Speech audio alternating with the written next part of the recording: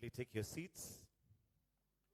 Your Excellency, the President and the Commander-in-Chief of the Defense Forces, Dr. William Samoei Ruto. Your Excellency, the President of the Union of Comoros and Chairperson of the AU Assembly of Heads of States, Honorable Azali Assoumani. Your Excellency, Issoufou Mahamadou, former President of the Republic of Niger. The Secretary General of AFTA, His Excellency Wamkele Mene. Honorable Chantal Najimbere, Minister of Trade, Transport and Industry in Burundi. Honorable Moses Kuria, CS for Investment, Trade and Industry in Kenya. All ministers present, all principal secretaries present, all captains of industries, distinguished guests, ladies and gentlemen. At this point, Your Excellencies, allow me to now invite Prudence Sepauhizi, the Director, Institutional Matters and Programs Coordination of ACTA Secretariat, to guide us on the program from here. Welcome, sir.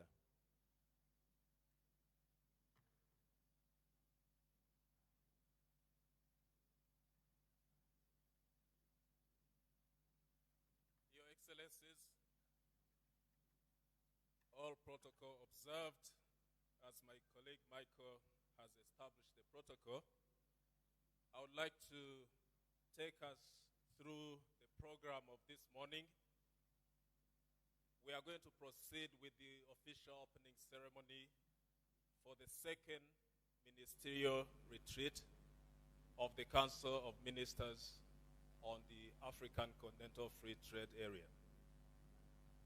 Excellencies, as we celebrate the theme of the year of the African Union, which is acceleration of the AFCFTA implementation, at the same time, this year we are celebrating the 60th anniversary of the African Union.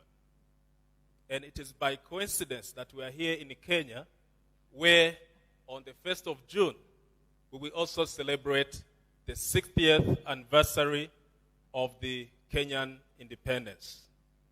Your Excellencies, without further ado, we have this opening ceremony that will be graced by our presidents here present.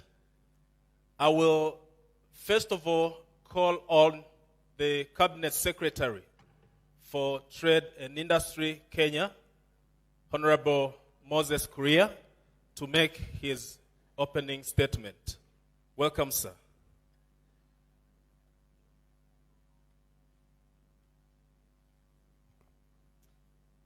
Your Excellency, the President of the Republic of Kenya, President William Samoei Ruto, President Assoumani, President of the Republic of Comoros, Your Excellency, and the Chair of the African Union, my brother, Honorable Wamkele Mene, the Secretary General of AFCFTA, the outgoing Chair of the AFCFTA Summit, and the former President of Benin, Honorable Ministers, ladies and gentlemen.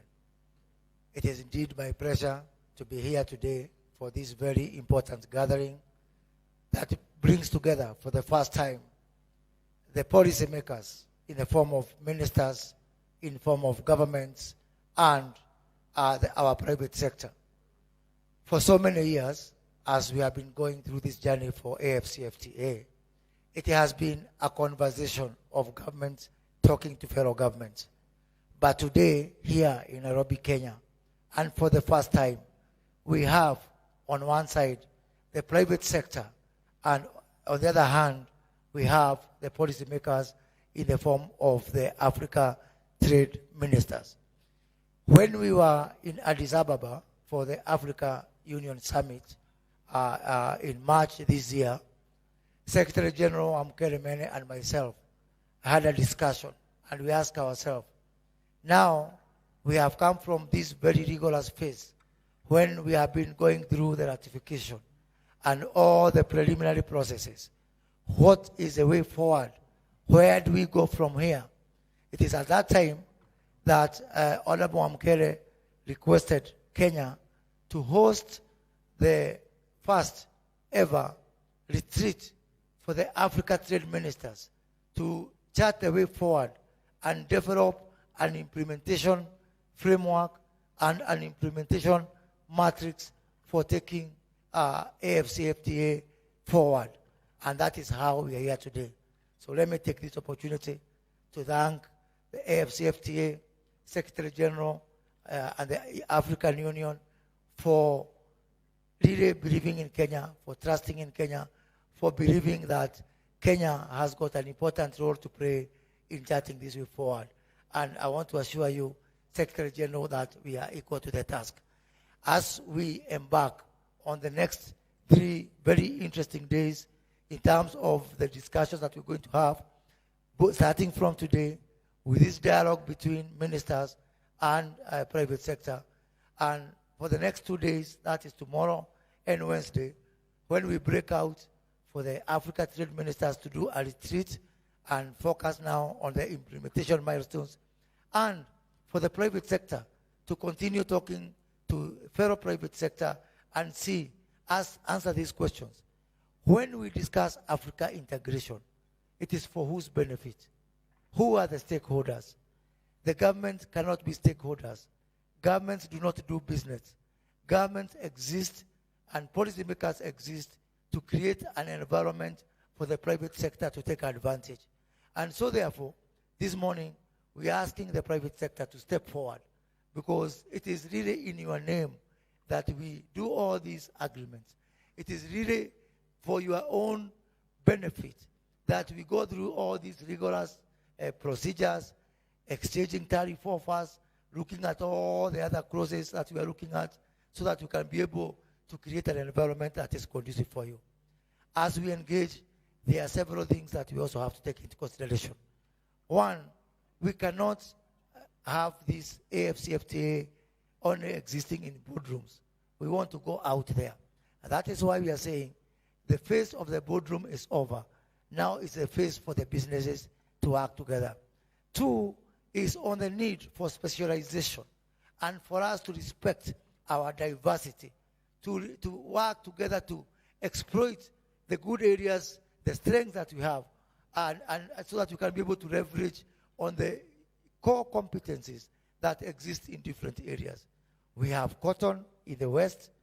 We have got a very vibrant financial services industry here in Kenya and in the region. How can we be able to take advantage of where our respective countries are good in this area and other countries that move in? Those are the kind of discussions we are going to have.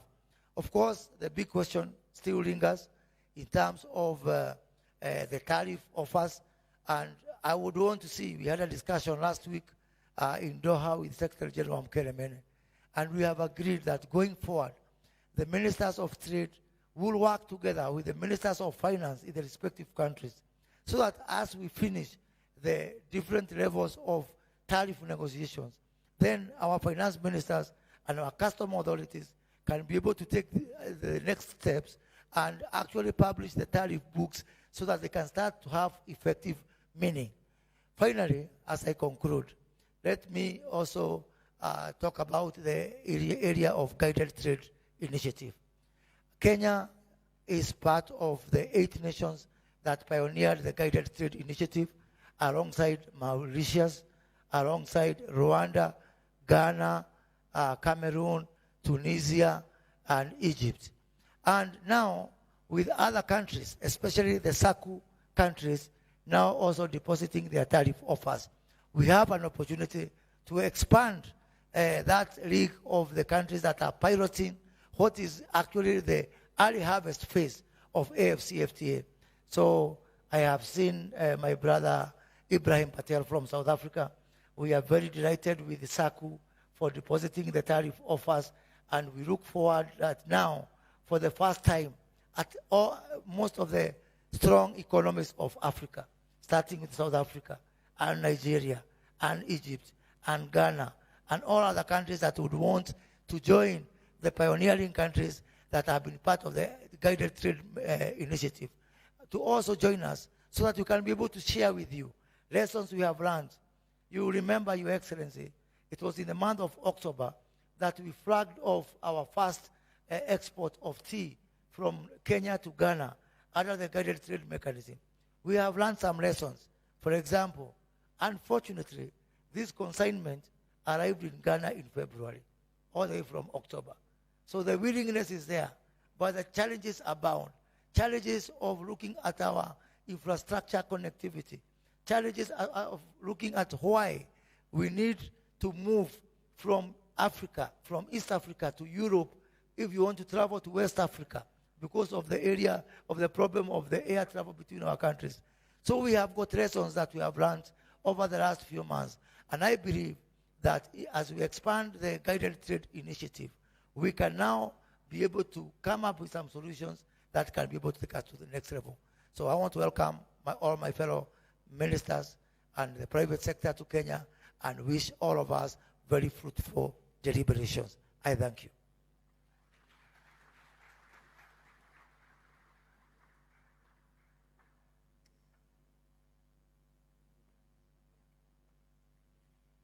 Thank you very much, Honorable Moses Kuria, the Cabinet Secretary for Investment, Trade and Industry of Kenya, for the opening remarks. I would like to inform Your Excellencies that the next speaker on the program is the chairperson of the Council of Ministers, who normally is Mr. Fernand Mafumbi, the Minister for Trade and Industry of Gabon. Unfortunately, he was not able to make it to this meeting this morning. He asked me to send his apology to Your Excellencies and also assure you that he is still committed to the AFCFTA. In his absence, Your Excellencies, there is the first Vice Chairperson of the Council of Ministers, who is the Minister of Burundi, Honorable Chantal Nijimbere, who is the Minister for Trade, Transport and Industry of Burundi. She will make her remarks on behalf of the Council of Ministers.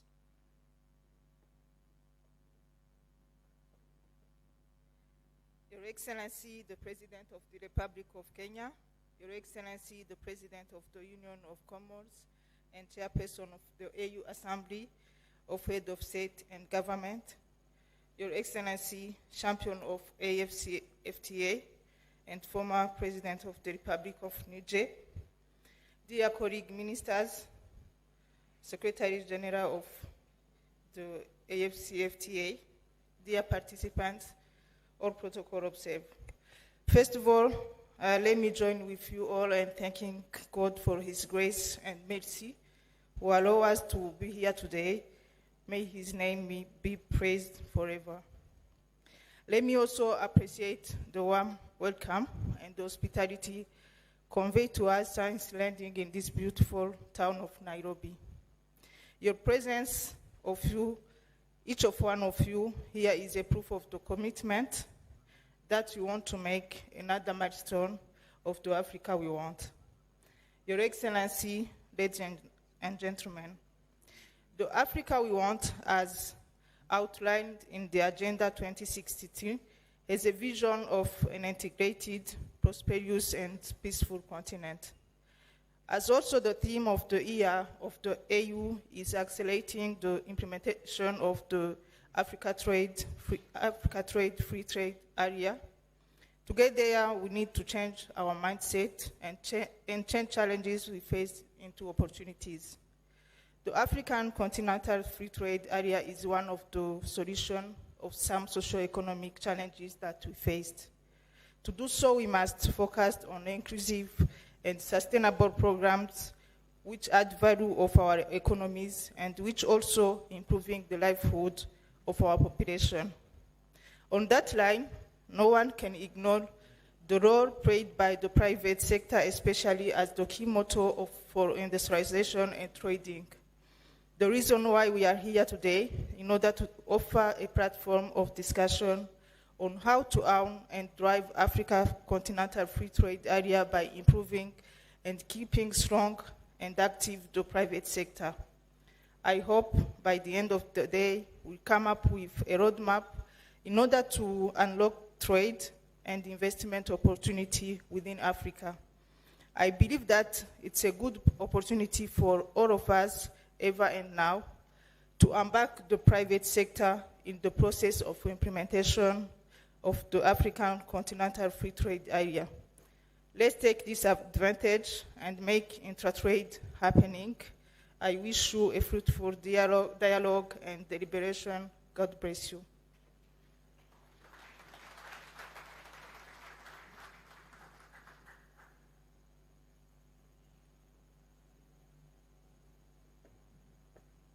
Thank you very much, Honorable Chantal Nijimbere, for the remarks on behalf of the Council of Ministers.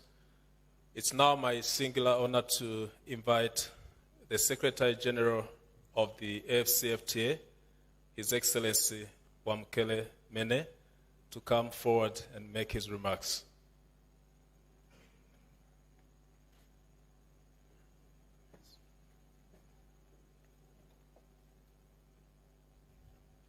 Thank you, Program Directors, Your Excellency, President Ruto, President of the Republic of Kenya, and our host, Your Excellency, President Azali Assoumani, President of the Union of the Comoros, and Chairperson of the African Union Assembly of Heads of States and Government, Your Excellency, President Issoufou Mahamadou, former President of the Republic of Niger, champion of the AFCFTA, Honorable Cabinet Secretary Moses Korea, Honorable Minister Chantal Nijimbere, representing the Council of Ministers, Honorable Ministers, leaders of the private sector, it is a pleasure to be here with you in Nairobi for the opening session of the retreat of the Council of Ministers. I want to start by thanking President Ruto and his government for hosting us here for a very important dialogue between the private sector and the Council of Ministers for the purpose of accelerating implementation of the AFCFTA. I want to also express appreciation for President Ruto's very strong support of the AFCFTA since he came into office, and for ensuring that the AFCFTA receives the highest level attention in Kenya. President Assoumani, since he assumed the high office of Chairman of the Assembly of Heads of States and Government, made the AFCFTA his priority. I want to thank him also for his leadership. I went to see the President last month, and I said, President, we have a private sector dialogue in Nairobi in a few months, in a few weeks. Would you be able to attend? The President did not hesitate. He didn't say, when is it? He said, I will be there. And so I want to appreciate President Assoumani's leadership and the recognition of the AFCFTA as a very important flagship project of the African Union. Your Excellencies, our heads of states, I'm often asked the question, how did you make so much progress in such a short space of time? And the answer I give is very, very simple. It is the fact that our leaders are fully engaged, and the fact that 47 members of the African Union have deposited their instruments of ratification demonstrates the strongest political will that we have ever seen in our continent. And so the leadership of our heads of states is what has enabled us to reach so much progress in a very, very short space of time, confounding critics who never thought that as Africans we would be able to achieve the milestones that we have achieved. Under the leadership of President Mahamadou Issoufou, we have achieved the following progress. Over 88% convergence on rules of origin, enabling Africa for the very first time since the end of colonialism to trade on the basis of a single set of rules for products that we as Africans produce. Rules of origin is beyond just the technical jargon, technical details of trade. The fact that we've been able to converge on such a high number of products enables and positions our continent for heightened and accelerated levels of industrial development, positions our continent for investment, so that we can see the results of this integrated market of 1.4 billion people with a combined GDP of 3.4 United States dollars. That's why this retreat is so important, Your Excellencies, to enable the private sector and the ministers of trade to conclude on the remaining areas of rules of origin, the automotive sector, textiles and clothing, to also focus on accelerated implementation of the systems, the custom systems that are required for the AFCFTA to see fruition. The private sector is absolutely critical to the implementation of the AFCFTA, as Cabinet Secretary said. In Africa, the private sector is estimated to account for about 80% of total production, 67% of investment, 75% of credit that's available in the market, and of course employs 90% of people of working age. To further underscore the importance of the private sector and why this dialogue is so critical, a study by McKinsey & Company and the Brookings Institute, they estimate that the annual spending by African consumers and businesses is set to reach almost 7 trillion United States dollars by the year 2030, which is an increase from 4 trillion United States dollars from 2015. This underscores the importance of the private sector as a driver for industrial development in Africa, a driver for creating opportunities for jobs for young Africans, and of course, for innovation. The automotive sector and the textiles and clothing sector are the two remaining areas, as I mentioned, where we need to conclude in the next few days.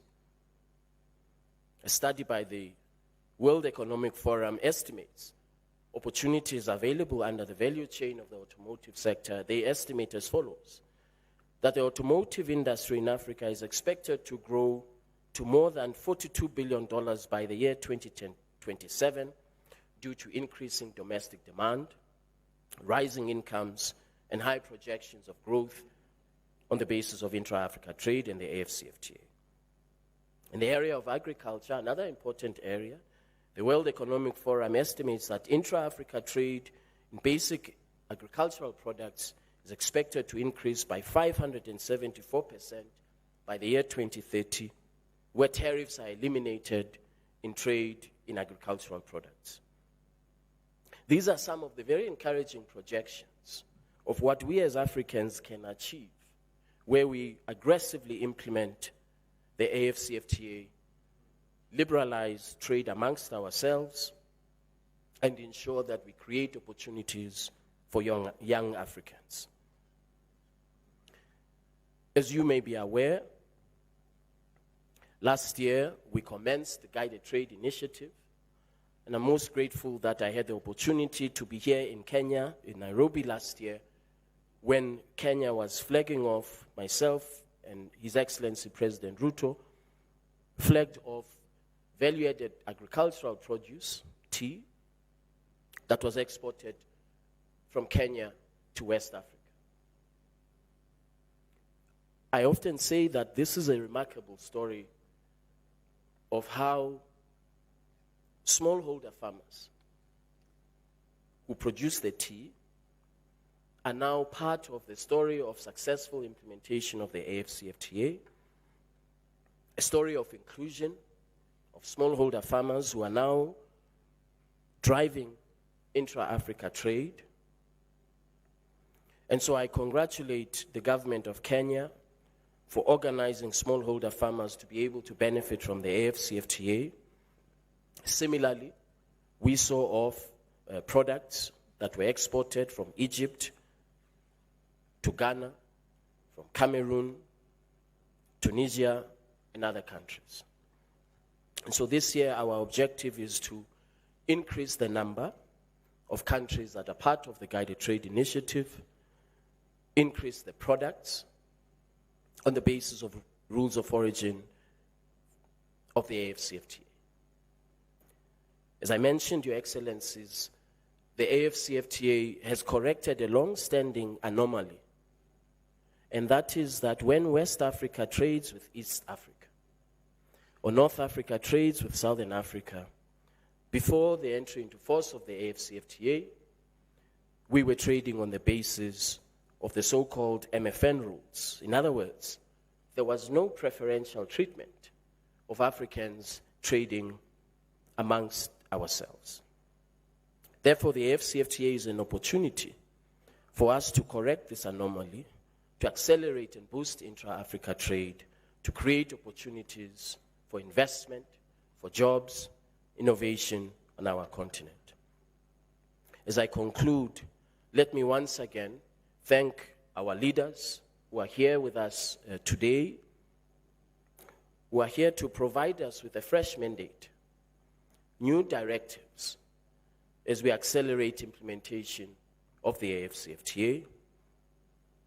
President Ruto and I, we were joking that we should share my salary because the president is a very, very strong supporter of the AFCFTA, and wherever he goes, he's an advocate of the AFCFTA.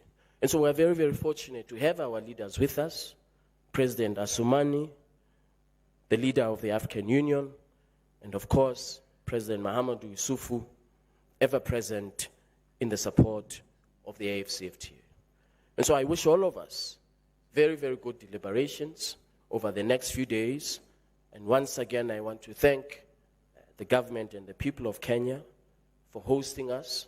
We look forward to the discussions, look forward to engagement with the private sector so that we jointly can undertake this very, very noble ambition, very, very noble task of integrating our continent, creating opportunities for young Africans, creating opportunities for investment, and positioning our continent for global competitiveness through industrial development in generations and decades to come. I thank you very much for your attention.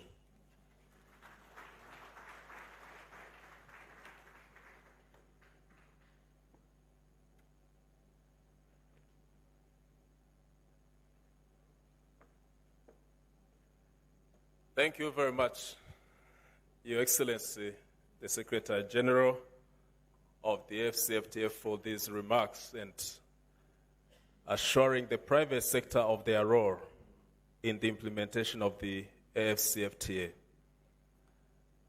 Distinguished ladies and gentlemen, for those who are following the meeting in French, make sure you tune to channel 2. For those who are following in English, please tune to channel 1. Your Excellencies, distinguished ladies and gentlemen, there is a man who's been spearheading the AFCFTA process right from its inception. We have here with us the champion of the AFCFTA, His Excellency Mahamadou Issoufou, who is the former president of Niger. It's now my honor to invite His Excellency for his remarks.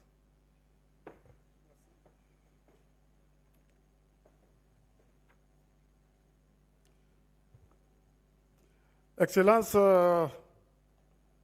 William Ruto, président de la République du Kenya, hôte de la retraite ministérielle, and high delegates, Your Excellency Azali Assoumani, President of Comoros Union and the President of the African Union, ladies and gentlemen, ministers, dear ministers, Secretary General of Africa Free Trade Area, ladies and gentlemen, I am happy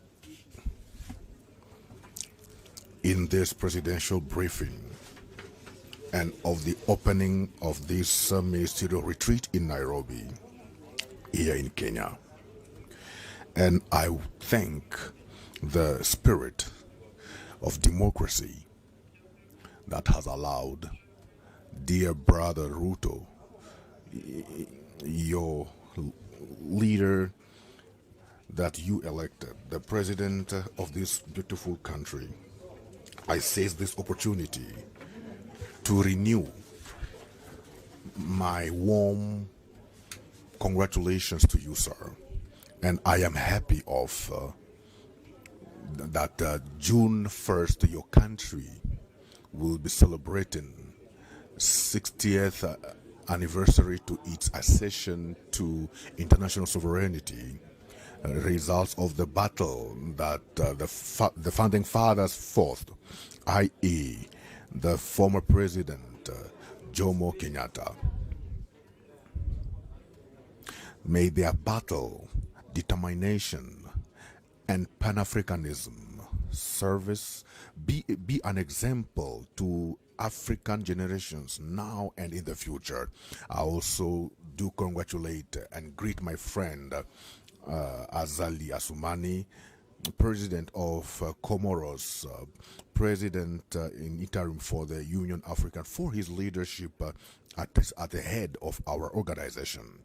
Ladies and gentlemen, the 60th anniversary of the independence of Kenya is in line, coincides rather with the 60th anniversary of the creation of the African Union. And how else could we, if not to choose this date in the exercise of the free trade area in Africa? We could consider this as a form of an eloge to the founding fathers who had in their spirit that trade, and not only as something for prosperity and economics, but also a factor for peace. And so the free area in Africa is one of the tools that will help to realize many projects in our Agenda 2063. I have chosen this time to say this is time to put end to fratricide wars in Sudan that is coming to add into the list of the conflicts we know in Africa, in Sahel region, in Chad Basin, in Libya, in Somalia, in the Great Lake region. Trade and peace are very well connected, intertwined in fact. And so I congratulate and thank the efforts of the Minister of Health for solving every matters in line with this free area trades, in particular that of the origins of goods. Dear ministers, you are not only workers in peace, but also messengers of peace. Your contributions to the realization of the Africa we want is highly appreciated. I congratulate you and encourage you in this work.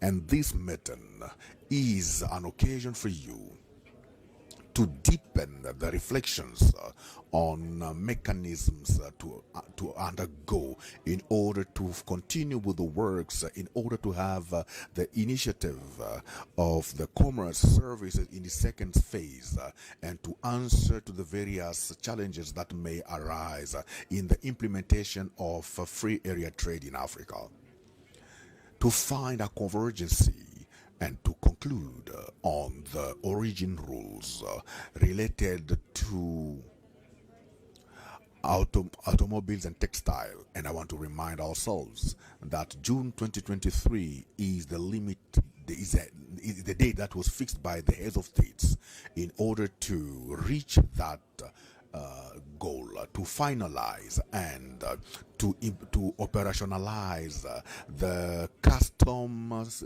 services amongst countries, and to finish with other matters that were suspended in 5 priority sectors of our services, like during the recent meeting of the free area trade meeting that was organized in South Africa. We do then have an adequate platform in Nairobi where political leaders, leaders of industries and companies, and leaders in the private sectors and investors can together share on the special role that each and everyone should play in order to have the Africa Free Areas trade from negotiation to action. This will allow the growth of intra-African trade and stimulate intra-African investment, and put in place means to overcome the challenges that Africa is facing or has been facing over the years, especially in the area of trade and economical troubles. Ladies and gentlemen, I will want to thank the visible will of the member states present, expressed through the progressive validation of national and regional strategies of the implementation of the Africa Free Area Zone. And with this, I want to congratulate the East African community, which has organized from the beginning of the month of January, a validation workshop for the implementation of Africa Free Area Zone. And this shows that we are on the right track. However, we should continue to be focused on our objectives, on our goals, because there is so much to achieve, particularly states. States are called to continue in the service and sending their dues to the secretariats for the technical aspects and the notifications to the remaining stages. We need them to congratulate the 47 member states that have ratified the protocol, and we call that every other country in the continent should participate and share in the advantages of this regime called the Free Area Zone in Africa, Africa Free Area Zone. Let me thank once more the Republic of Kenya for being one of the pioneer countries of the initiatives of this trade, of this as a platform that was launched last October. Kenya has demonstrated legal frameworks, and which is something to congratulate through various transactions, importation and exportation in the preferential regime of Africa Free Area Trade. This exercise has allowed to have information on the states, preparations of the legal frameworks and institutional at national levels in the participating countries to help the private sector to participate in trade in the spirit of Africa Free Area Zone trade, and also for better treatment as planned by this platform. To identify the future interventions in order to grow intra-African trade and maximize the advantages of this Africa Free Area Zone trade. Ladies and gentlemen, our continent really needs more than before an inclusive economical platform, a market open as Africa Free Area Trade Zone. This will allow free circulation of services and goods, and this will contribute to a quick growth of our economies and put end to things like plagues like food insecurity. Food insecurity and malnutrition in Africa have reached their highest level possible for the last 10 years. Since the last 10 years, West Africa and Central Africa remain to be the most affected regions. And the research revealed that the combined efforts with COVID-19, climate change, has really increased the challenges in food security, and many are facing hunger in the region. According to the food security analysis of March 2023, the numbers of people who do not have regular access to good balanced diet is about 48 million during this period. June-August 2023 will be that within that period of time. It is therefore a great challenge that we can overcome through the Africa Free Area Trade Zone with if concrete solutions are put in place and immediate actions to ensure change on all over the continent. This matter is a call. It is a call for the necessity to put in place a detailed plan for the development of agriculture in Africa. This will allow the exploitation of great arable land in the continent that has not yet been used. It is clear that the implementation of Africa Free Trade Area Zone will produce secondary effects like loss of revenue in the process of the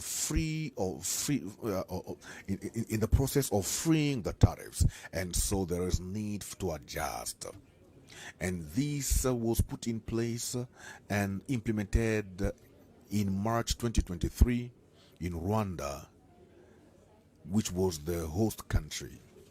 And this tool is here to help the private sector to adapt to the new commercial environmental aspect in line with the memorandum of understanding of the Africa Free Trade Zone, with the $10 billion that was put in place for the next 10 years for the fund to be fully operational. Afroseed Bank has already pledged to work on this, and so the minister should work on it, on the mechanism of sensitization of resources, resource mobilization, and to evaluate the laws of wealth in various countries and what will be affected. And this is again a call to all member states to continue working for the well-being of the domestication of Africa Free Trade Area Zone protocol and its annexes. I call then all of us to put in place strategies and policies, business trade policies that will allow the private sector in various countries to benefit of the preferential regime of Africa Free Area Trade.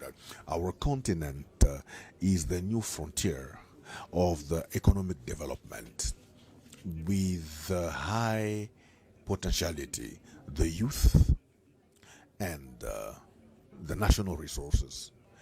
We got the means of its emergence.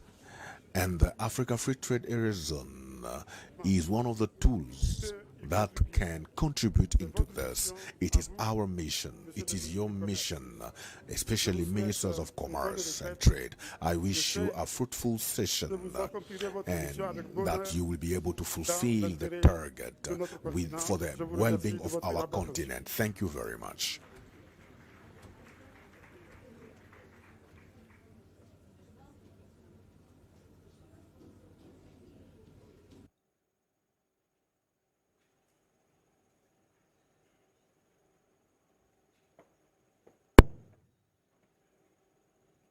Merci beaucoup, Excellence, Monsieur le Champion. Your Excellencies, as we gather here in this room, we have Ministers of Trade whose retreat is going to be officially opened. At the same time, we have the private sector community, whose private sector dialogue is also going to be officially opened. In that order, Your Excellency, President of Kenya, respectively, I would like to invite you to invite the chairperson of African Union to officially open the ministerial retreat of the Council of Ministers. And then thereafter, Your Excellency, you will address both the ministers and the private sector.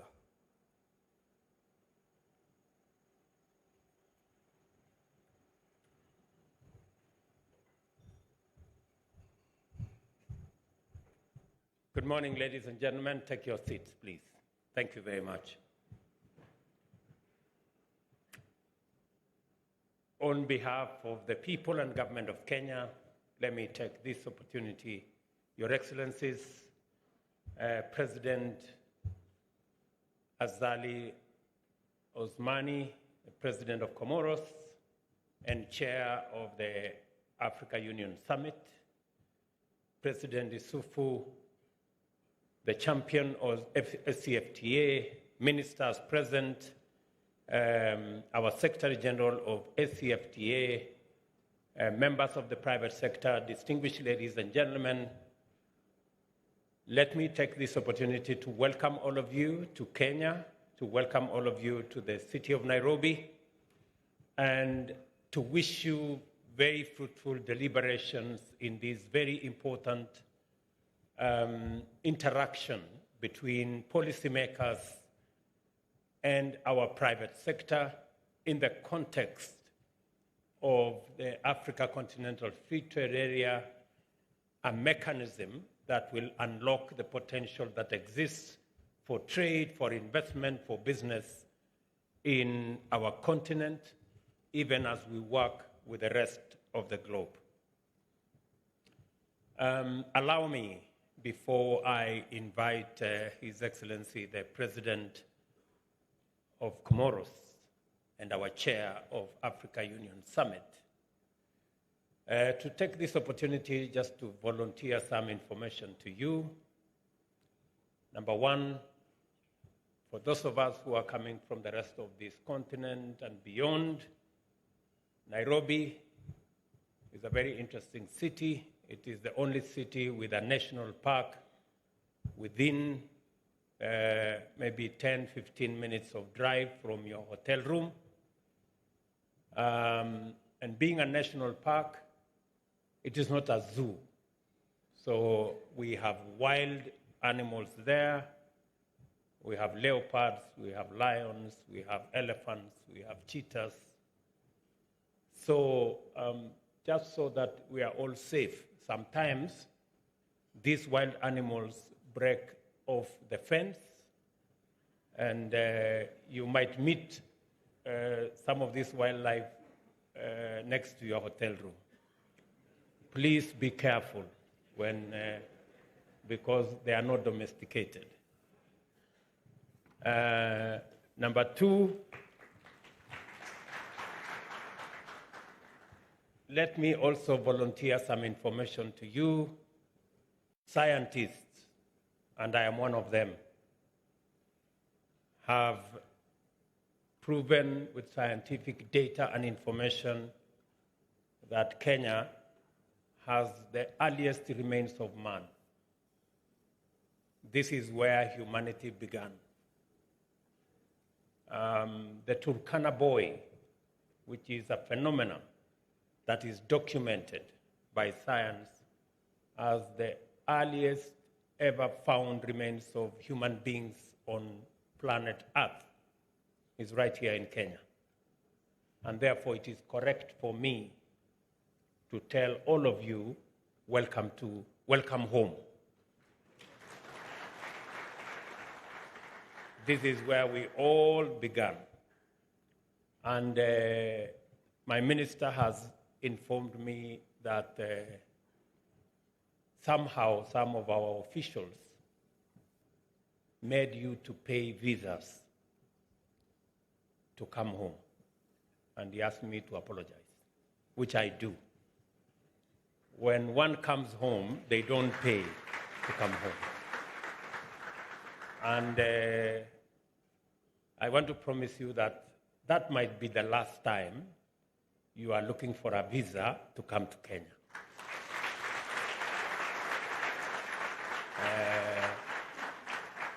Because of two reasons. Number one, because this is home, and number two, because we support wholeheartedly the ACFTA, and we must remove any impediments to the movement of people around our continent.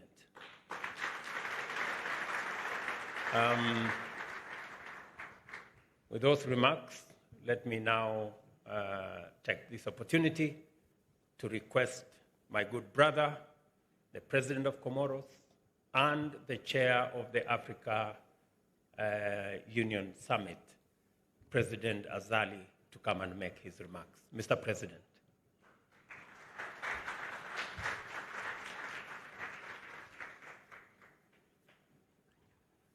No, let him come.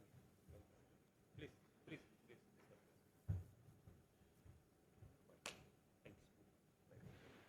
Thank you.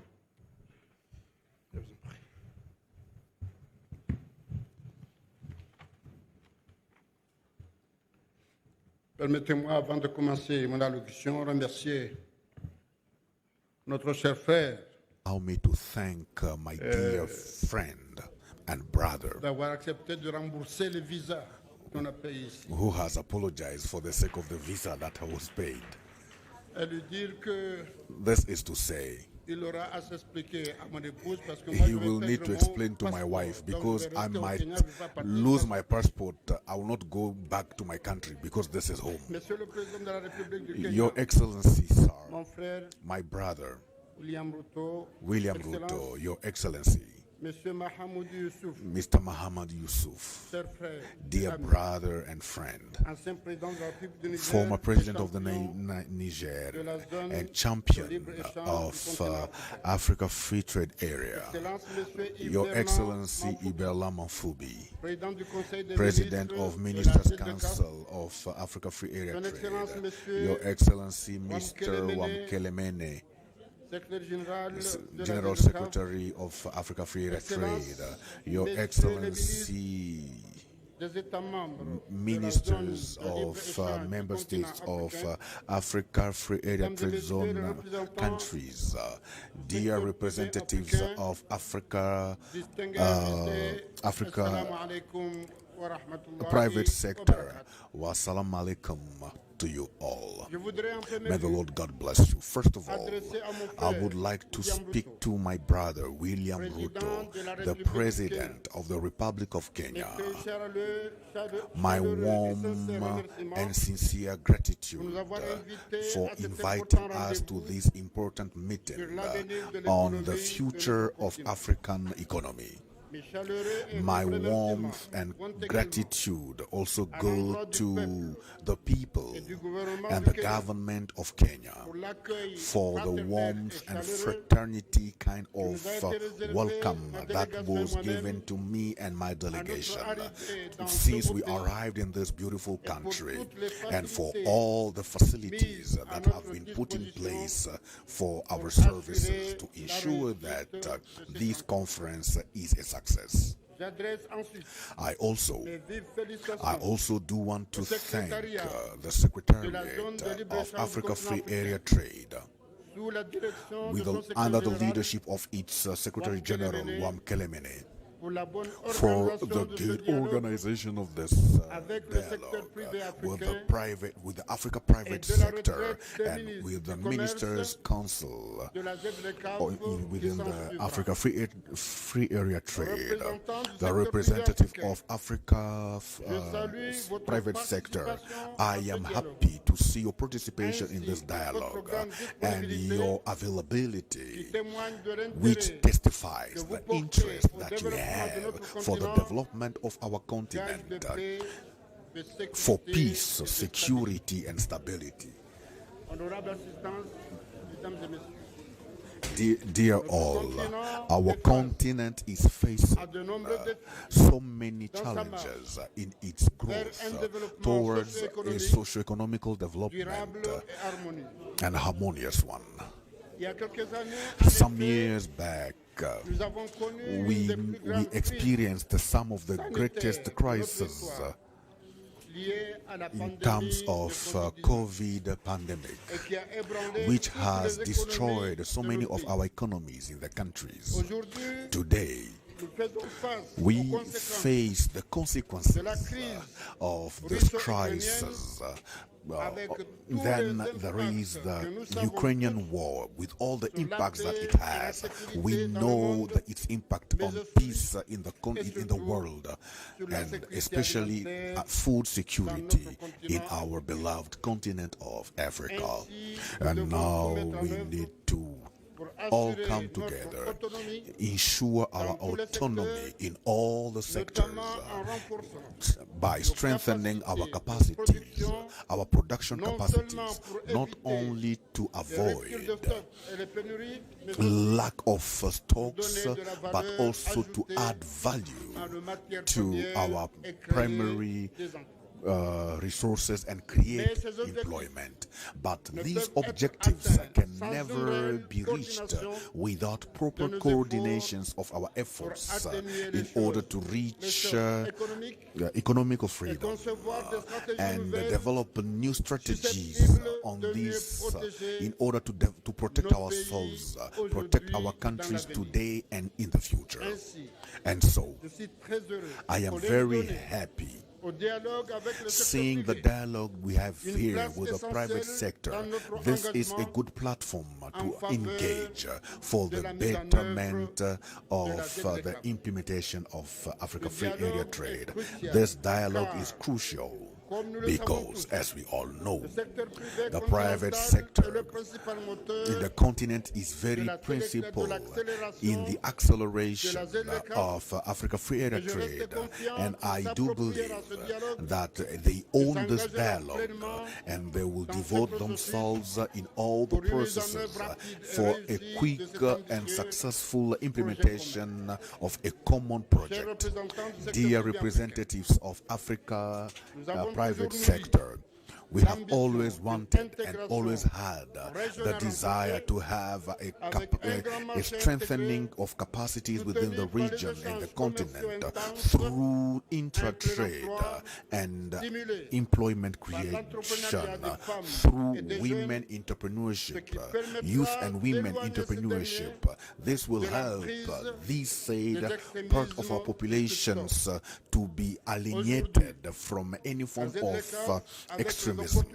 Today, with the opportunities that the Africa Free Area Trade Zone is creating, we have space for investment and business trade among countries to bring about prosperity. It is therefore time Time for our leaders and you, private sector, to share in all truth in order to overcome every obstacle that hinders us from moving in an inclusive manner towards a strong and durable economic front in the continent. You do incarnate the true life, social life, and economical life of our continent with all the production, 2/3 of its investments, 3/4 of its credits, and you are employing about 90% of its population, of its dynamic population. With this, you are then a good platform for the development of our socio-economical and ecological position of our continent. Working in synergy together, we can become a catalyst for a durable economy. It is very important for Africa Free Area trade in terms of opportunity of trade and investment. It is time to demonstrate the will to move. And for this potentiality to become fully implemented, it is very important that the Africa private sector, particularly small and medium enterprises, should own Africa Free Area Trade Zone and move with its processes. With this, I do congratulate the efforts that the Secretariat of Africa Free Area Trade has taken in partnership with the Center of International Commerce. Honorable members, ladies and gentlemen, to overcome the challenge within Africa Free Area Trade Zone and to maximize their potentialities, we have developed a favorable ecosystem for the production of good and services for our space as integrated market.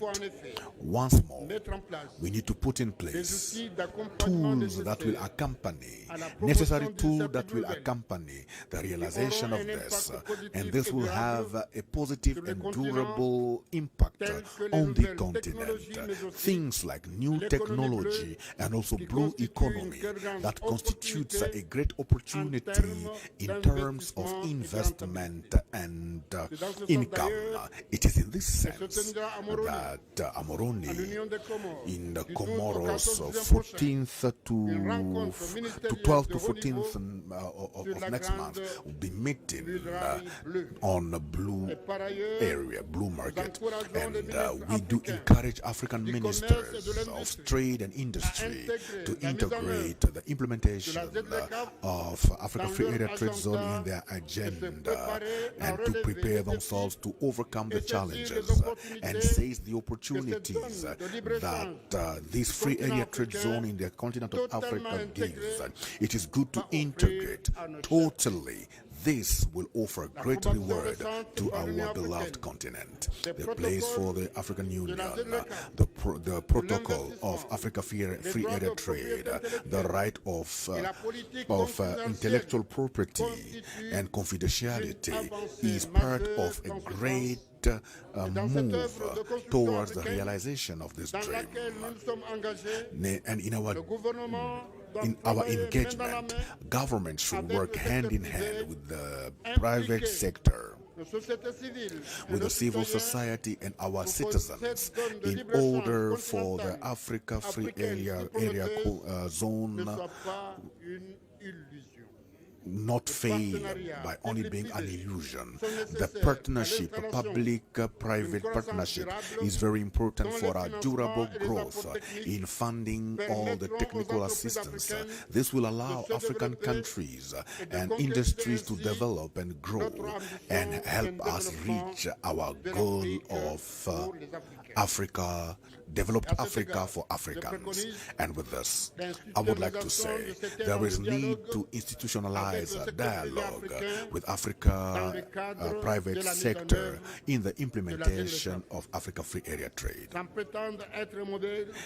It will be a good model in the area. My country, Comoros, has begun the process of dialogue, public-private dialogue, putting in place a platform of regular exchanges.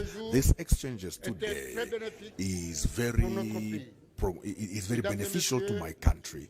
Ladies and gentlemen, actors of private sector, for Africa Free Area Trade to be operational, all our countries should move in the ratification of its treaty.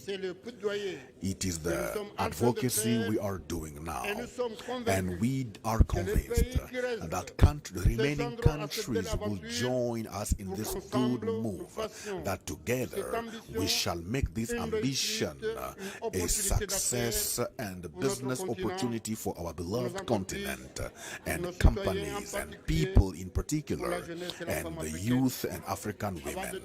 Before finishing, I want to congratulate my dear brother Mamadi Sufu, present here.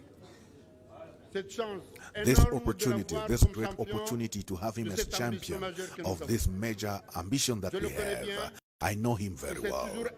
He has always invested himself for the interest of Africa, and I do thank him and ask you all to clap for him and encourage him so that we shall all reach this great work. Once more, my brother Ruto, thank you for this warm welcome. Thank you all.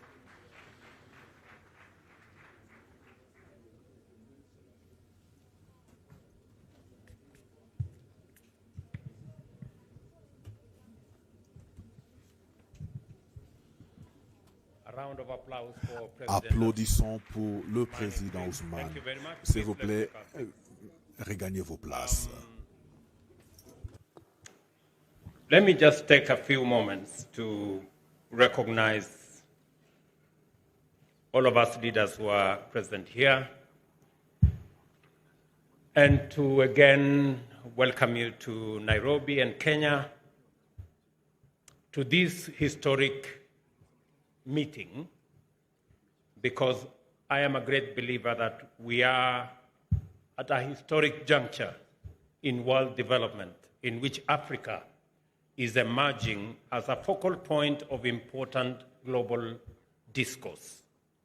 This is therefore a crucial opportunity for us in Africa to define the terms and conditions under which we shall pursue African self-sufficiency in order to actualize the African right to self-determination. I see this as an underlying expectation as well as the fundamental philosophy of the Africa we want. The cardinal aspirations underpinning the Africa Union's Agenda 2063 are the output of sustained deliberation. They also require us to engage in deeper analysis through inclusive deliberation in order to clarify the path by which Africa will arrive at its place as the global economic powerhouse of the very near future. It often appears as though matters canvassed at the AU level are purely and exclusively intergovernmental. Yet nothing could be further from the truth.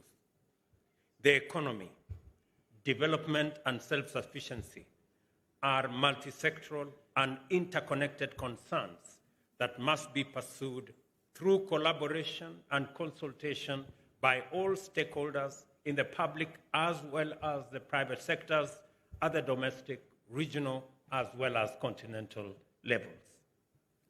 It is through robust dialogue, guided by this understanding, that we have made progress in developing and implementing a blueprint for the realization of Africa's aspirations. Recognizing that the contribution of the private sector is vital to Africa's socio-economic transformation, and that its voice must define the dialogue about integration and economic reliance, is a major component of our mission, not just in this meeting, but on a mission as a people and as a continent. This event which is designed to underscore and promote the private sector's involvement in the achievement of Agenda 2063, is therefore of particular importance. Everyone who has participated in organizing this event and everyone who is taking part in these proceedings is making a significant contribution in moving the agenda forward by enhancing the role of an indispensable dimension of development, the private sector. This is why I'm delighted and grateful that you have all honored our invitation to the African Private Sector Dialogue. I welcome you all to Kenya's capital city of Nairobi, and on behalf of the people of Kenya, extend a very warm welcome to you all. Coming at a time when the Africa Union heads of state and governments have set the pace for the effective implementation of the Africa Continental Free Trade Area, this dialogue provides a crucial forum for collective reflection on matters of vital significance. I am glad for this opportunity that we shall have at this dialogue to share experiences on past endeavors, to understand regional integration, assess the current status of ongoing processes, and use the best of our collective knowledge to forge the way into the future of African prosperity. The increasingly complicated, delicate, and uncertain geopolitical environment has exerted disruptive pressures upon global trading systems. Emanating from such diverse events as Brexit in 2016, whose effects continue to reverberate throughout world economies, the World Trade Organization's Doha negotiations that remain unconcluded, escalating protectionism, and more recently, the COVID pandemic and the Russia-Ukraine conflict, and of course, the climate crisis that we all face. The shocks and stresses arising from these events have exacerbated the vulnerability of African economies and intensified poverty and suffering. The Russia-Ukraine conflict alone has disorganized food and energy supply chains which serve our continent, causing acute shortage and driving commodity prices to unprecedented levels that are unaffordable to the majority of our people. This complicated crisis must alert us to the unacceptable reality that as matters presently stand, our economies and societies are prone to the negative impacts of events taking place in lands very far away from us. This reality arises due to two primary facts that go into the heart of the Agenda 2063 aspirations generally and the ACFTA in particular. First, Africa urgently needs to work its way steadily and rapidly up from the bottom of the global value chains by unlocking the full potential of our abundant endowments of minerals, energy, natural resources, and human capital through industrialization, mining processes, and manufacturing. 60% of global arable land reserves are in Africa, and we have not begun to fully utilize. African exports are among the world's least diversified, with commodities accounting for over 60% of the total merchandise export in 45 of the 55 countries. This situation exposes us quite badly to global commodity price shocks, effectively undermining the continent's prospects for inclusive growth and development. Secondly, intra-Africa trade is remarkably low, at 17% compared to 40% in Asia, 60% in the Americas, and 70% in Europe. The bulk of Africa's imports and exports relate to markets outside the continent. Although Africa has been a net importer of agricultural commodities since the year 2000, 81% of these imports come from outside Africa, while 78% of its exports are destined for the rest of the world, not Africa. We must be intentional and deliberate about rehabilitating our economy as a continent from these grave deficiencies in order to correct the obvious vulnerability that they cause. A little disruption in the supply chain causes major shocks of imports of commodities and export of the same.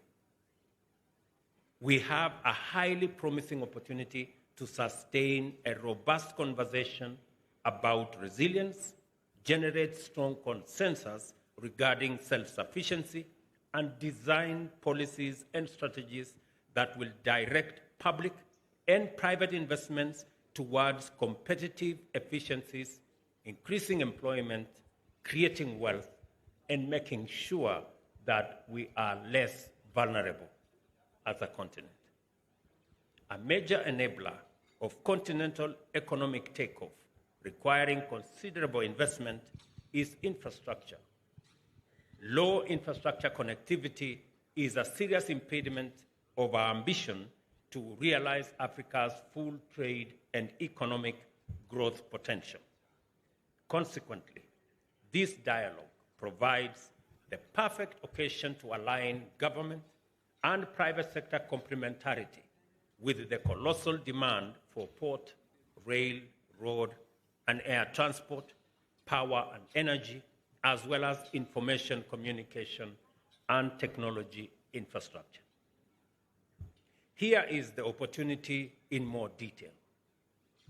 With appropriate levels of connectivity, Africa's digital economy is projected at US $180 billion by 2025, or 5.2% of the continent's GDP. That's just technology. And US $720 billion by 2050, or 8.5% of African GDP. And here is the infrastructure demand in context. Lack of efficient transport networks increases the price of goods traded among African countries by between 30 and 40%, rendering Africa effectively uncompetitive and eliminating the opportunity for us to trade merely because of logistics. You've heard from my Minister for Trade that tea, which was supposed to take 3 weeks or less to get to Ghana, took 3 months. Because it didn't go to Ghana. It went the opposite direction first because of transport logistics.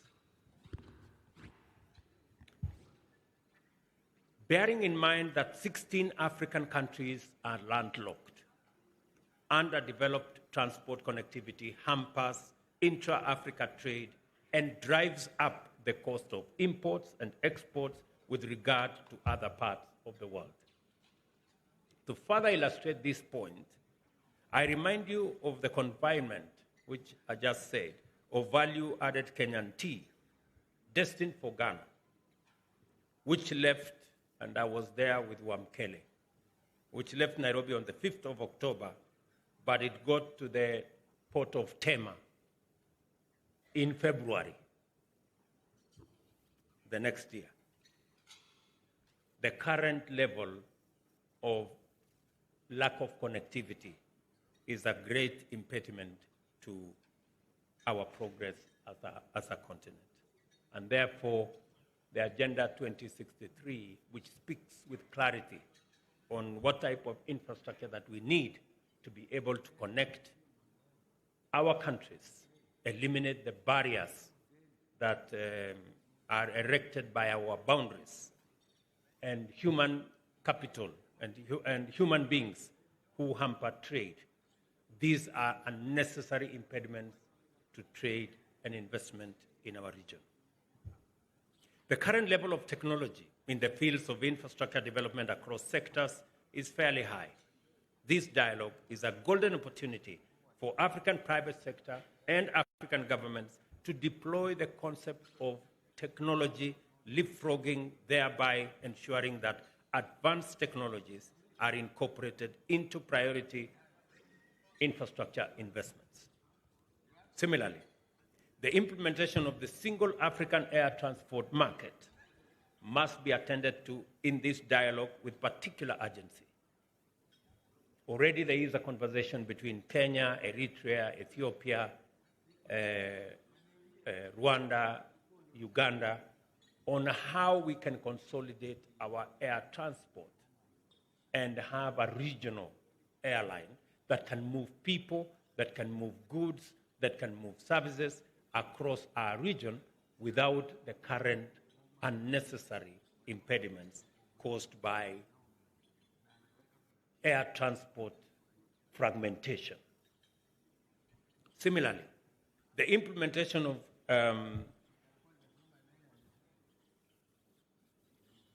this will define the opportunities for private sector to invest in a liberalized air transport sector and enhance our air traffic penetration from the current 14.5%. African integration will also benefit significantly from this endeavor.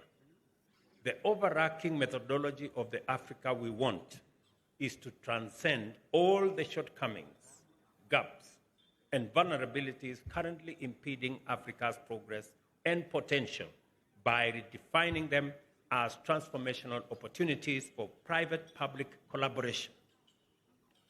Public-private partnerships have the potential to augment the program for infrastructure development, as well as the African Development Bank's initiative to facilitate projects aimed at bridging the continent's infrastructure gap to sustainably support connectivity. I will give you an example. We're now diversifying on how to transport energy. We do not have to invest as government on transmission lines. We believe the private sector can invest in transmission lines so that we can pay a willing charge as government, leverage on the expertise of the private sector, on the resources of the private sector, enhance private sector capacity to be able to work with us as governments on the delivery of public programs, whether it is supply of energy, whether it is transmission of energy, or in the case of Kenya, we are now having a whole program on how to deliver water on a water purchase agreement instrument that allows the private sector to work with us in ensuring that we can deliver water, drinking, for irrigation, for use by livestock, to our people. And therefore, there is opportunity for the private sector to work with the public in areas that were considered strictly public goods space. I trust that I have adequately made out the case for the high level of expectations I have in connection with this dialogue. I anticipate your recommendations and policy proposals on the best methods of developing Africa's transcontinental and interregional infrastructure. I also expect that this dialogue will propose optimal private-public partnership frameworks to accelerate our infrastructure development agenda. This moment requires us to be bold and ambitious in fashioning our way up from the bottom of the global trade, productivity, and industrialization. I encourage you to extend your deliberations into such possibilities as African shipping lines, dedicated cargo airlines, and a network of trans-Africa railway lines laid down by each country across its territory that connect seamlessly across our borders. We are currently having a conversation between Kenya, Uganda, DRC, including Congo Brazzaville, to see how we can connect the Indian Ocean to the Atlantic. I think there is only a section of 1,000 kilometers of rail, and that should be connected. And as countries, we are prepared to work on it together, that we can do our section in Kenya. Uganda are already working on their section. We are discussing with the government of DRC to see how together we can get the resources to get the 1,000 kilometers in DRC connected into the Congo River and transport our goods and products across the heartland of Africa. A vital area that I will expect this dialogue to effectively address is the matter of sustainable financing. The opportunity is ripe for governments to collaborate with the private sector and establish a strong institution capable of de-risking African infrastructure development financing. The partnership between Afreximbank and ACFTA Secretariat for purposes of establishing an adjustment fund is timely, highly appropriate, and commendable.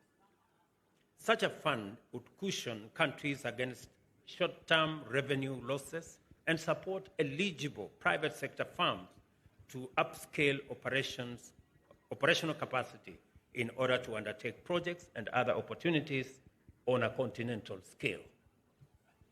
It is also imperative that we proactively seek a resolution to the disparities in currencies and the consequential impediments it poses to intra-African trade.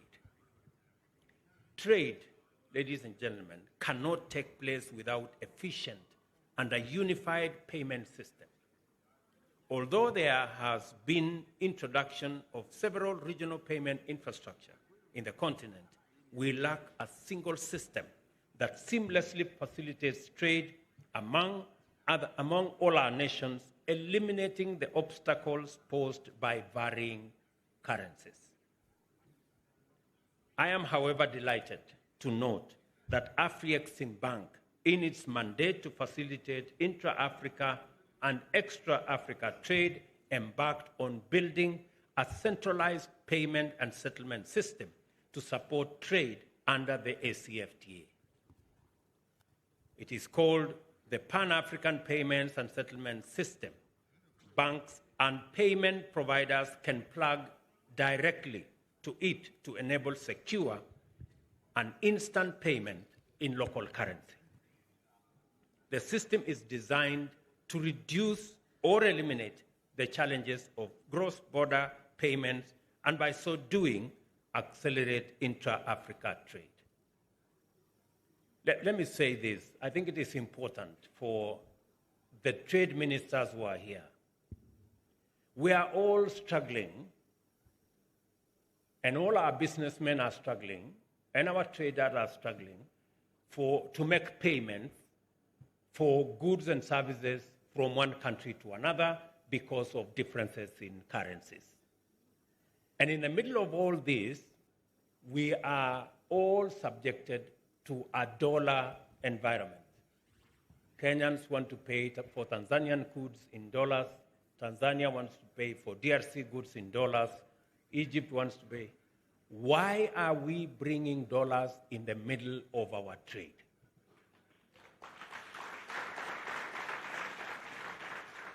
This is the question we should be asking ourselves. And in the process, all our business people are stranded.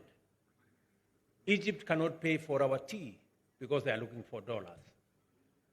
We cannot pay for their sugar because we are also looking for dollars.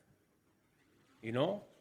And this is I had a conversation with President Orama of the Afreximbank, and they have built a mechanism where all our traders can trade in the local currency, and we leave it to the Afreximbank to settle all the payments in local currency. We do not have to look for dollars. Our businessmen, our business people, our traders will concentrate on moving goods and services and leave the arduous task of currencies to Afrexim Bank. I know we are all trying to see because of what the dollar has done to all our economies. The dollar has moved from less than 1% in the US to about 5.2%. With that movement, and I am told it is the steepest rise in interest rates ever since the US established their mechanism.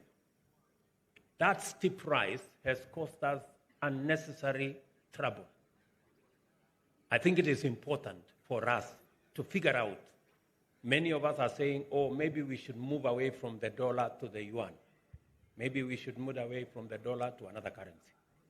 I suggest that we have a mechanism where we can settle all our payments, whether between our countries or externally, using our local currencies, and we have a mechanism like the one that has been put up by the Afrexim to settle all that so that we don't have to be hostage to any one currency or the other.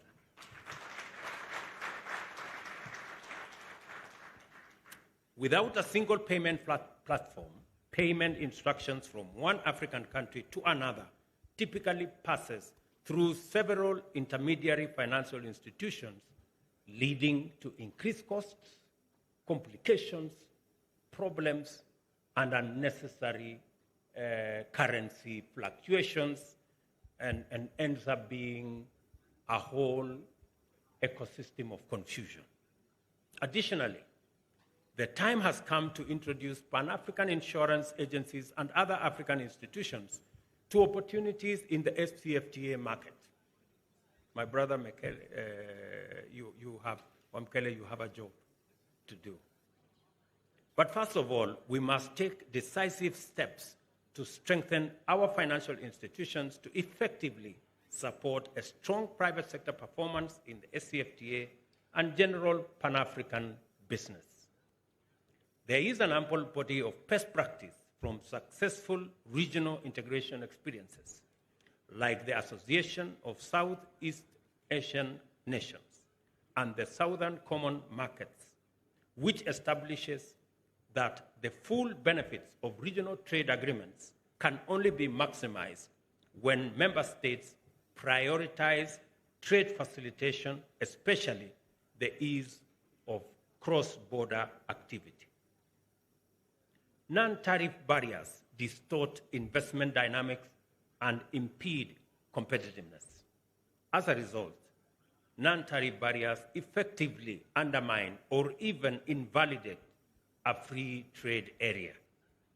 This is why we must take such barriers as weak transport and logistics capacity, customs-related delays, rules of origin, import bans and export restrictions, quotas and levies, technical barriers, import permits and licenses very seriously, because they ultimately reverse all the steps we try to make towards a free trade area.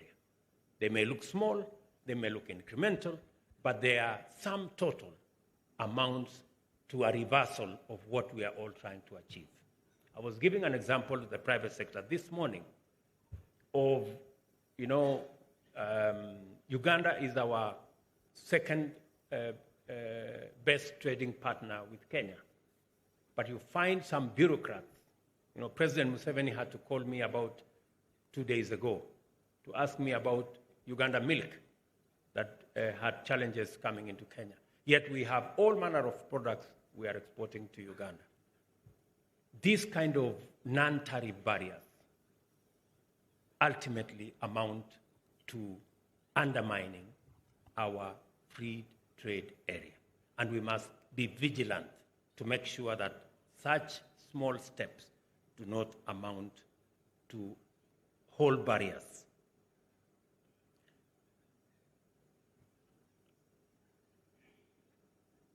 As I said, for SCFTA to be effective, this dialogue must make it clear that a free trade area is precisely that, free trade area. period. It should not mean anything else. Other critical outputs expected from this dialogue span such a broad range of areas as labor mobility, protection of domestic investors, governance of state-owned enterprises, competition policy, and climate action. I take this opportunity to appreciate the good work of the ministers and their technical teams in concluding all SCFTA instruments necessary for commencement of preferential trade, notably the agreement establishing the SCFTA as well as the protocols on trade in goods, trade in services, resolution of disputes, investments, competition policy, and intellectual property rights, as well as all other protocols that support the implementation of the free trade area. Further, I am encouraged to note the progress in ongoing discussions to develop the equally essential protocols of e-commerce, women and youth in trade, and other programs that will be explained to you in the course of your retreat. By these instruments, we underscore our commitment as Africa to inclusive trade that recognizes and empowers vulnerable and traditionally marginalized segments of the population who often bear the brunt of poverty, inequality, and underdevelopment, and signal as a continent our agenda to leverage ICT and the internet to accelerate trade and integration. Even as we appreciate the achievements in concluding these protocols, I recognize the outstanding issues, particularly as pertains the protocols on trade in goods and trade in services, that must be resolved for the efficient implementation of SCFTA. I am very confident that the men and women who are in this meeting, the 29 ministers present, and all the other delegations will be able to resolve these issues for the bigger picture for us to move into the future. These outstanding issues are the reason why the ministerial retreat has been convened. I encourage ministers to utilize this opportunity to make progress towards concluding these issues in a manner that is both consistent with the objectives of SCFTA, facilitates its efficient implementation, and is beneficial to our continent. Please, good people, do not let us down. We are banking on you because this progress is urgent, is necessary, and is important. As I do so, I take this opportunity to congratulate the countries which have taken the tremendous step of signing and ratifying the ACFTA, and to encourage those in the process of doing so to undertake this noble and historic mandate as soon as possible in order to pave way for the next global economic powerhouse, a seamless African market. This is also a chance to recognize that the guided trading initiative formulated to accelerate the implementation of the SCFTA did launch, and that Kenya was among the earliest exporters under the initiative. Since then, a number of countries have joined the initiative and commenced their exports. I encourage those countries that have not yet joined the initiative to do so and explore the wonderful free trade possibilities that they will be able to promptly access.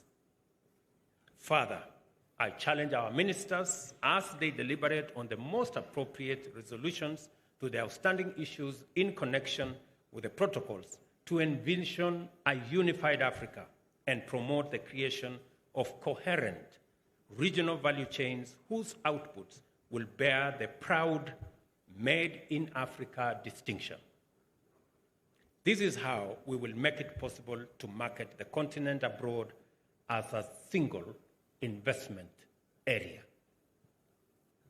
Our ministers should also dedicate their full capacities to the continental imperative to shift away from primary production into value addition and advanced production in the context of a broader industrial base and product diversification. Similarly, you have been assigned the task of generating viable strategies to resolve Africa's connectivity deficit in order to overcome logistical barriers to trade.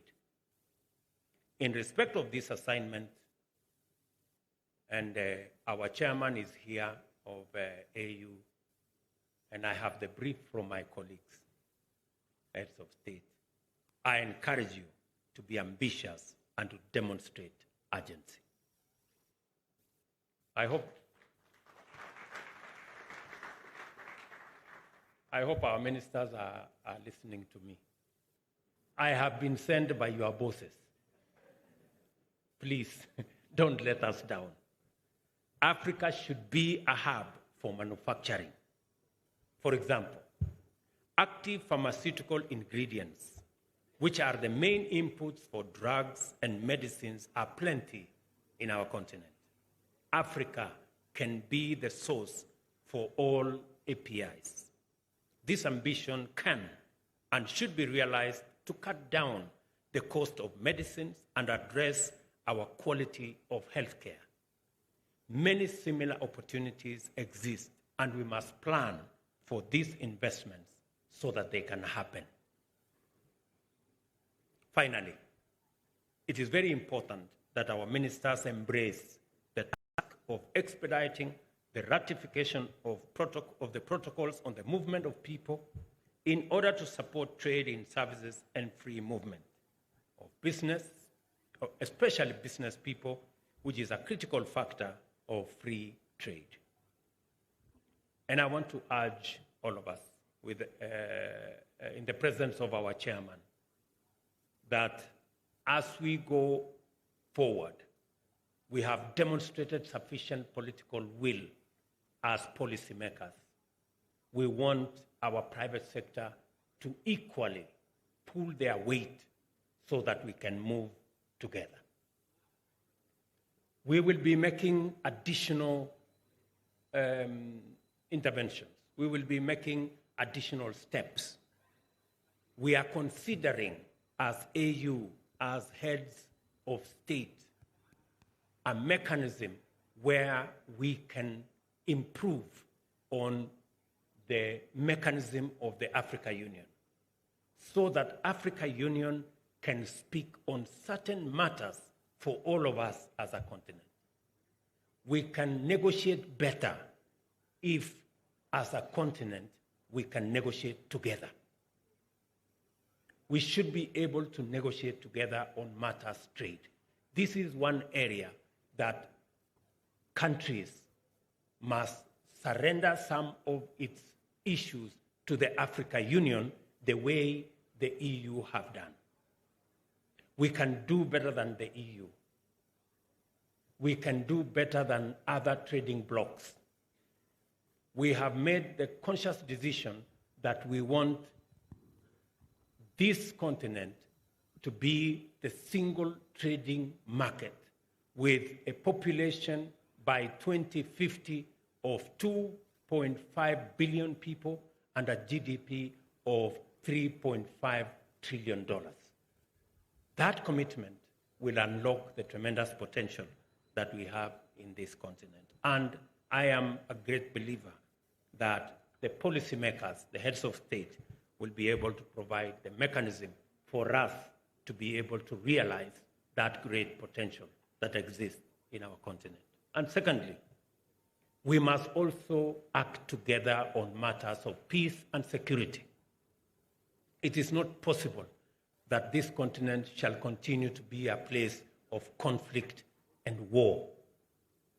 What is going on in Sudan is unacceptable. What is going on in DRC is unacceptable. We must be able to work together so that we do not destroy our infrastructure, we do not destroy our resources, and we harness the full potential of the African young people for them to make progress, not make war.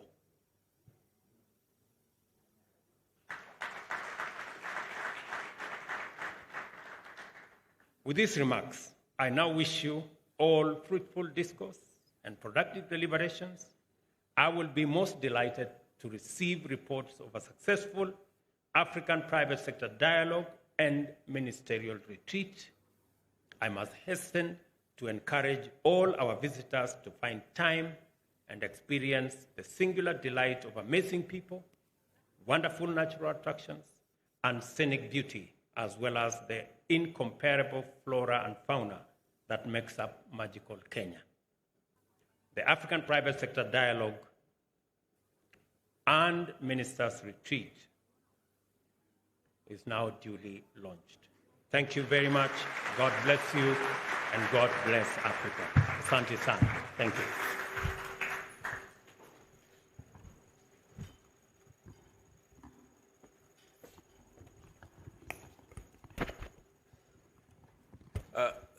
Thank you very much, Your Excellency, for very wonderful remarks. A round of applause again to His Excellency the President. Your Excellency, you have made it clear that AfCFTA is going to make Africa the next global powerhouse. And you said AfCFTA will make Africa the manufacturing hub for the globe. This is a dialogue. Your Excellency, you've just launched the dialogue with the private sector. Your Excellency have also said that the AfCFTA implementation will only be meaningful if the private sector takes over, champion it, and you have exercised your political will. Will you allow us, Your Excellency, 5 minutes to listen to the private sector voice so that it is a full dialogue? I received a yes. I will now invite the CEO of African Association of Manufacturers, Automotive Manufacturers, to come forward and make intervention of no less than 5 minutes to highlight the importance of the private sector in the implementation of the AfCFTA. Dave Coffey, please welcome.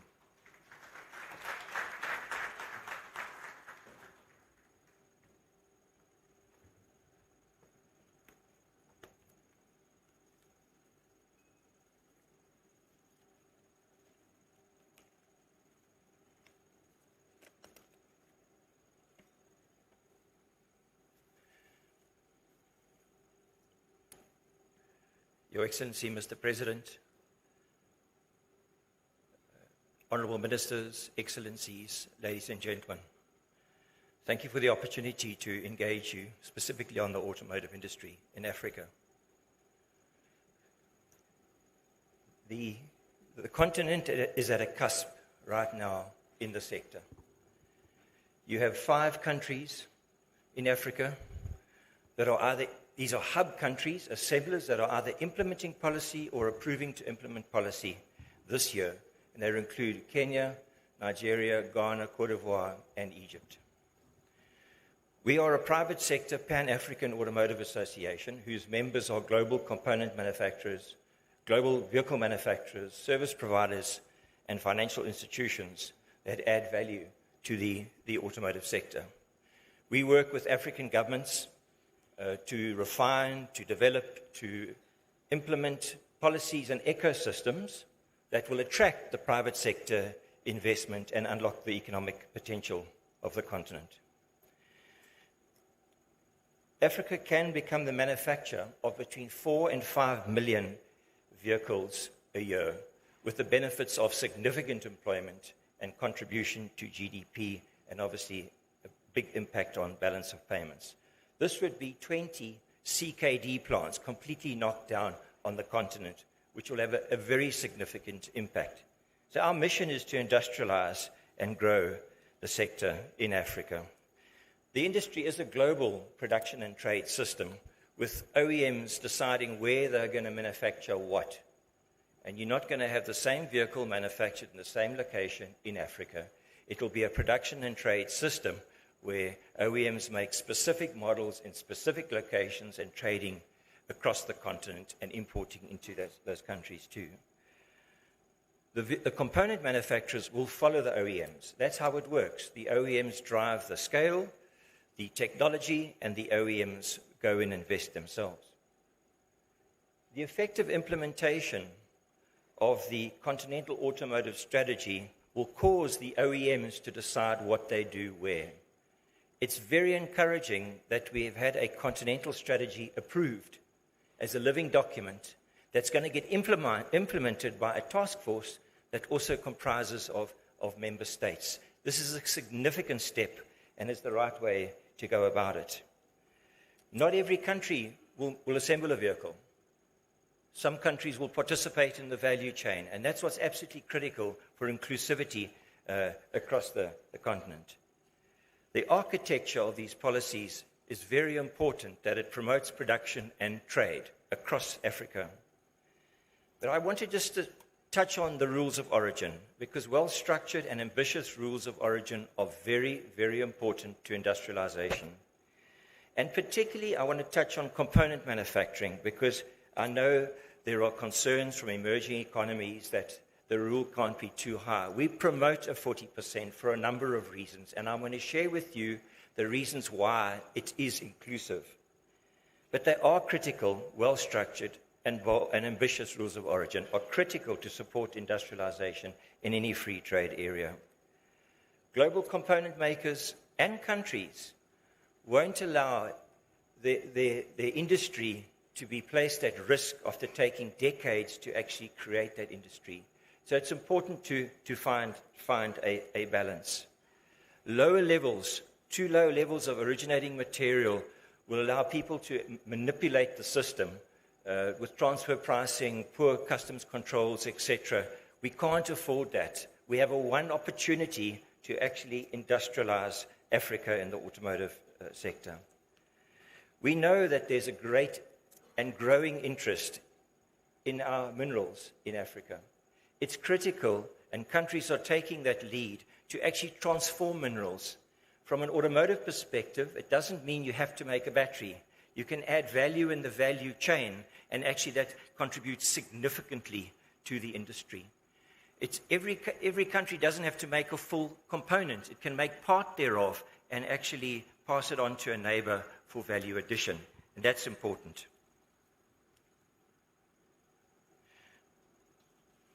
So if I could just touch on, so why is it inclusive? Why is even 40% inclusive for component manufacturing?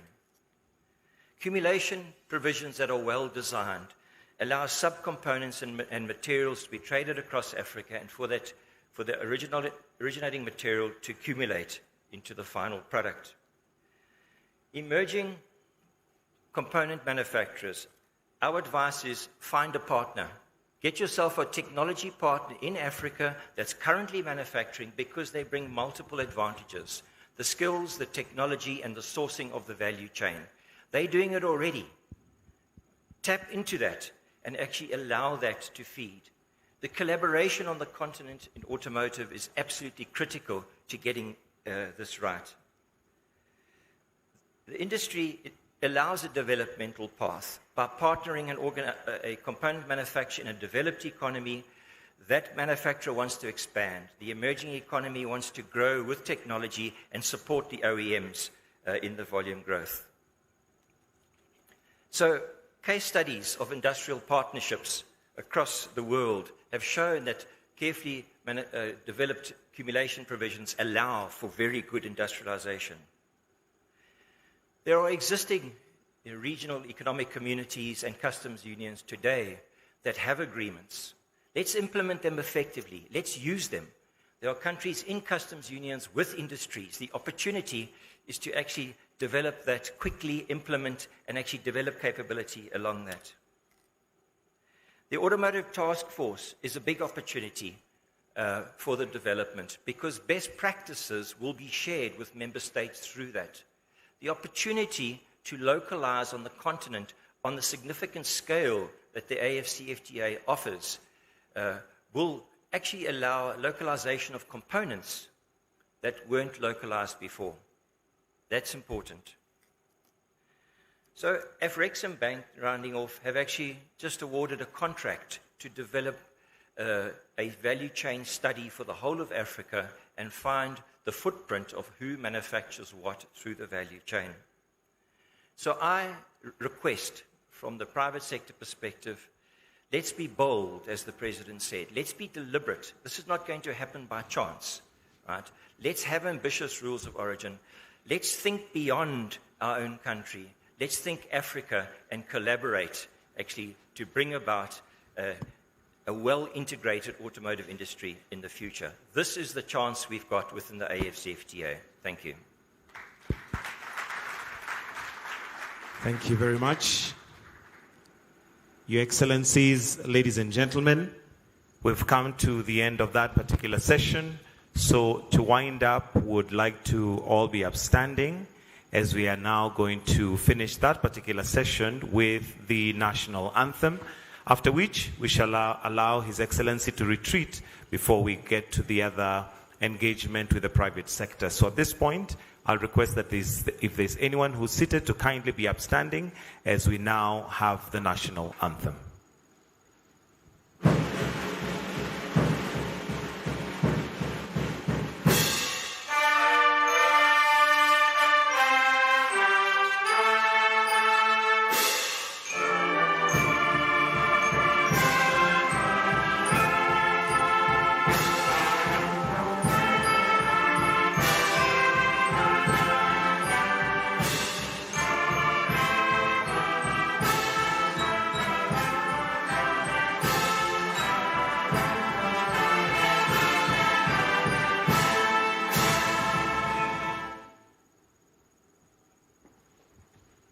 Kindly let's remain standing as we now allow His Excellencies to retreat. Then the next session, you'll be guided on how that will begin, where we'll have the private sector coming in for panel discussion. Thank you very much, ladies and gentlemen, distinguished guests.